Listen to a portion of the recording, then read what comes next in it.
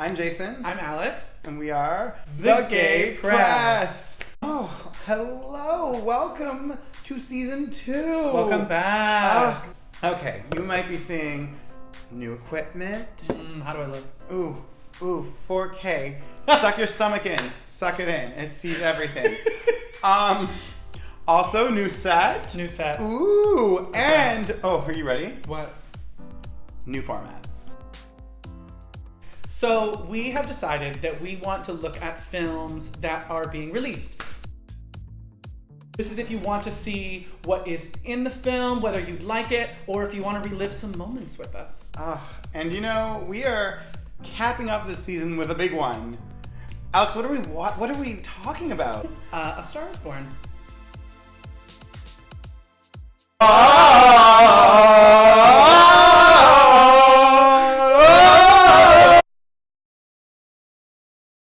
Okay, so A Star is Born, lightning round. It opens with Jackson Maine, played by Bradley Cooper. He's like a famous country star. Like what country star?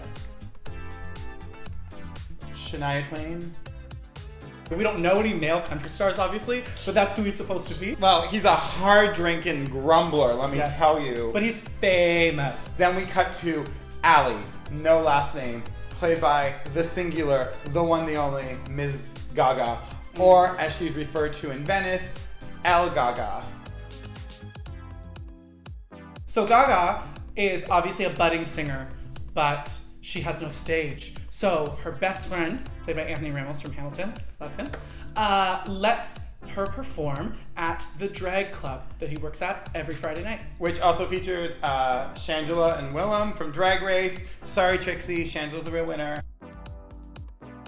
She sings her song, she sings Edith Piaf, she is in drag. Lady Gaga is in drag. When Bradley Cooper meets her, he's living for the drag, but he's living for her. Anyway, magic happens. She is just fire and chutzpah and gumption, and she is giving it all. I've got both my hands out shaking. They spend all night together and they don't do it. But she does sing a song that, it sounds good. It sounds like a hit. And she just makes it up in the parking lot. On the spot, to him, about him. Yeah. He is obsessed, you gotta fly out to my show, which is another state. Details are not that important. She brings her best gay, they go, and all of a sudden, he gets her on stage. He's arranged the song. Somehow they both know all the words to this song.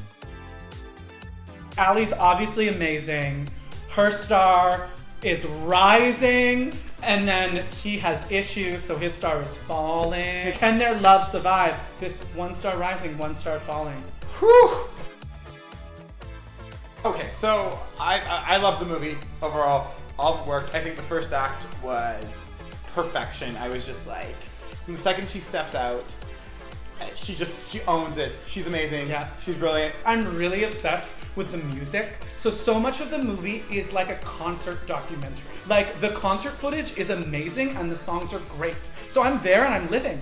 And I think her songs that she also wrote are better than anything she's put out in the last 2 albums. I'm obsessed with actually Bradley Cooper's performance. Yeah. And he's got all that hair and a beard and... But you know what I really appreciate? I'm obsessed with how well he enunciates. This movie is Gaga's kind of first big thing, so there isn't really a major filmography to choose from. So we'll call this her debut. Yeah. And as opposed to being, say, Justin Timberlake, she can act. We're gonna look at singers who have had amazing acting careers. Who's number 5 on this list? We are going to start with Jennifer Hudson in Dreamgirls. 4. I'm gonna go with Bjork in Dancer in the Dark. Bjork had a really hard time on this movie. Not just because it was a taxing role, but because Lars von Trier was the director and he sucks. And she would spit in his face every day and tell him that she despised him. Number 3, we are going to go with Whitney Houston in The Bodyguard. Fun story to connect Dreamgirls to Whitney Houston.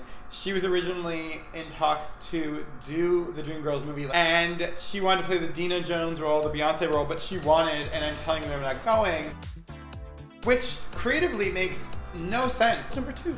Ooh, Queen Latifah. Okay, number 1 is Cher. She's not proud of it.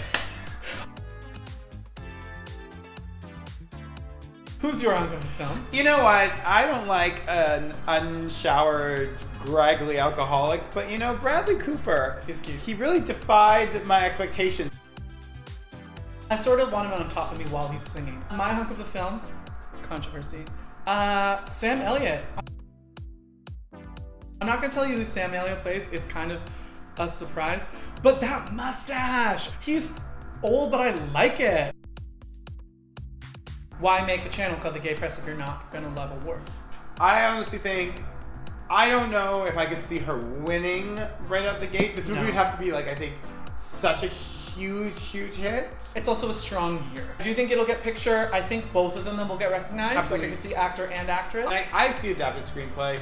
It, even when it hits those notes that you know where it's coming, it does subvert some of it. If La La Land got a screenplay nomination, and that movie is like 73% montage. Song, I could see The Shallow. I say 4 to 5 Oscars minimum nominated. Nominated? Oh, I see. I think it's gonna be like a double digit. So where do we begin with this movie about two heterosexuals that fall in love? I will say this is probably the biggest queerbait film of the year because of Lady Gaga. This movie like flies off the charts. It's like the gayest, non-gay centered film I could think of. The drag bar.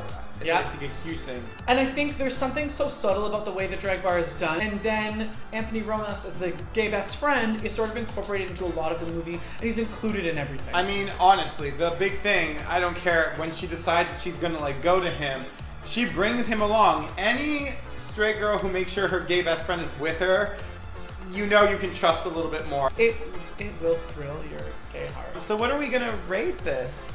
I mean, I feel like we can't give it top honors because it really isn't a film that like is ingrained in queerness. But it's pretty goddamn gay. So I think we're gonna give it 4.5 gay stars. Also, because it's just so damn good. It is. Any fun last minute? Ah, ah, ah.